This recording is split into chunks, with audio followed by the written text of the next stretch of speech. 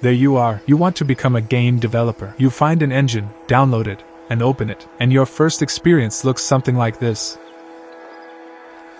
You take a deep breath, you search up a tutorial on YouTube. Everything is going well, but wait a minute, this guy doesn't explain anything. I'm following it step by step, but what am I even doing? Oh, I ran into an error. But the error is not in the video, and I don't know what to do. I guess I just go back to gaming. If you are experiencing the exact issues, this video is dedicated to you. Like you, I was there. And like 90% of people that watch tutorials online, I would have quit alongside them. But fortunately, I've met people that helped me process what was going on. And thanks to the knowledge I'm sharing with you today, I was able to go through the most difficult phase in any game developer journey. The beginning. Let's state something so brave. I hope I will not be cancelled for it. Here it comes. Developers have feelings. That's right, I'm talking about anxiety. What you have experienced in the intro is anxiety. Everyone has one. And it prevents us from achieving our dreams. The golden secret to defeating anxiety is acknowledging it. People of many years in the industry still experience discomfort in learning. It's like going outside when it's cold. You know you have responsibilities, and you leave your warm house anyway. That's why I recommend you to try to learn despite discomfort. Because at the end of the pain, there comes the sweet price of accomplishment, which will help you move forward. Another reason why you are failing, or you might be failing, it is something called resistance. Basically, there is an invisible force pulling you away from things that matter the most for you. And you are feeling it in every aspect of your life. Resistance is your worst enemy. It keeps you from taking out the trash. It keeps you on TikTok for hours. Resistance doesn't stop, doesn't tire, even when you thought you got away with it. It strikes back harder than ever. I learned about resistance from the book called The War of Art by Steven Pressfield. And I got the book recommended by a good online friend, who was kind enough to share it with me. The book breaks down how our brain tries to convince us that it's better if we get some food, get entertained, or find love instead of learning right now. Our mind does not understand the concept of investment. It tries to rationalize to you that whatever you are learning right now has zero value, when in reality it's quite the opposite. There haven't been a better time to get into a game development. And let me reinforce that again. It is designed for you to fail.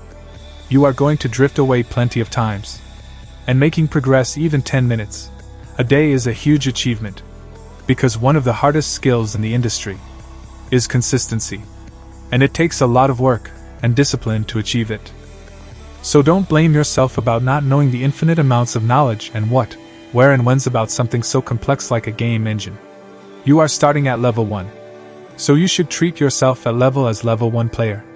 What that does is removes the expectations you put on yourself, so the next time you get an error, you do not avoid it, but challenge it head on. Game development is mostly about solving problems. Meaning you sit on a problem for weeks just to realize you haven't unchecked a blue check mark. While we are at checkmark, I would be grateful if you like and subscribe. As of, this channel will be dedicated to help you become who you want to be, and not rot away on social media.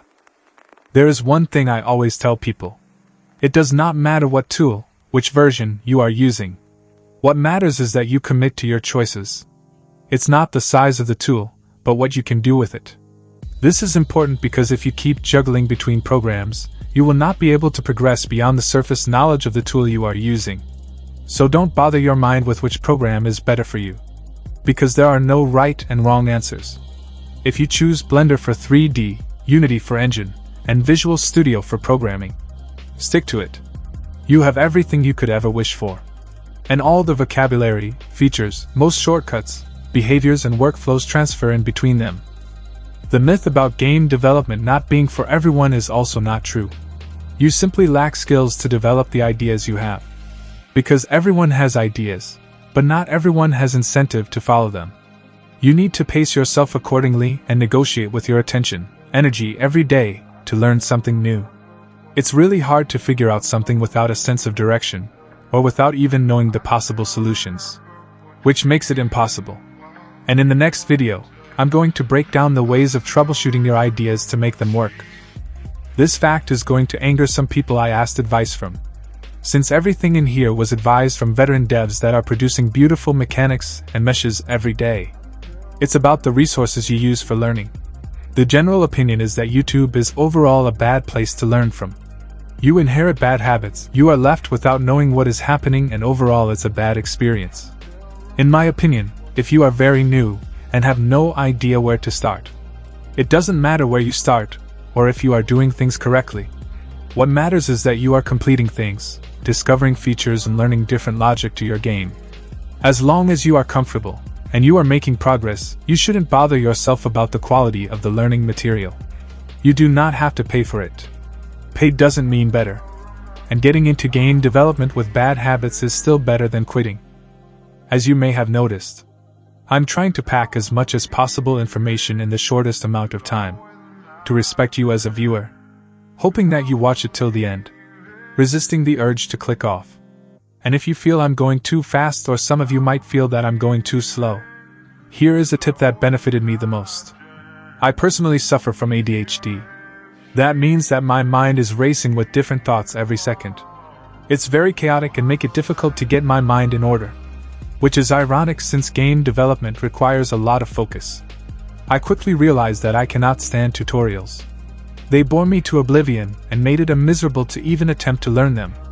My mind was always somewhere else. What I did to fix it was to change the speed of the video I was watching. By playing it on 2 speed, I adjusted the learning material to my brain waves, making me remember more, be more focused, and actually finish tutorials.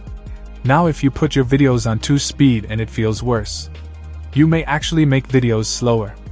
It's all about adjusting to your brain waves to help you understand the material and work at your own tempo. Game development errors are not a simple solve and go. All these processes will keep happening in the future, and you will be in constant adjustment period alongside the industry. People are the industry, and we are always evolving, improving, moving on. But that doesn't change the fact that if you dream to get up there, you need to start somewhere. And this video might be the one, where you took the steering wheel of your ship and charged the storms head on. But of course you need to keep it in mind. No amount of videos could replace action. And in the end, it's in your hands to make progress. Motivational videos only give you a dopamine hit, without actually motivating. Exciting music makes learning more boring. Things like health and diet are their own topic, and they deserve their separate videos. Things I'm mentioning here create a dopamine balance. Dopamine level determines if things are fun or not. And learning is always going to be below that level. Finding out that the code is not compiling, or you feel intimidated by the task, is never going to be fun. This video is my introduction for you for my game developer series to help you in your journey. Please share your tips in the comments section below. Tell me what you struggled the most with. Becoming part of the community helped me the most. Voicing out your opinion makes you part of the community.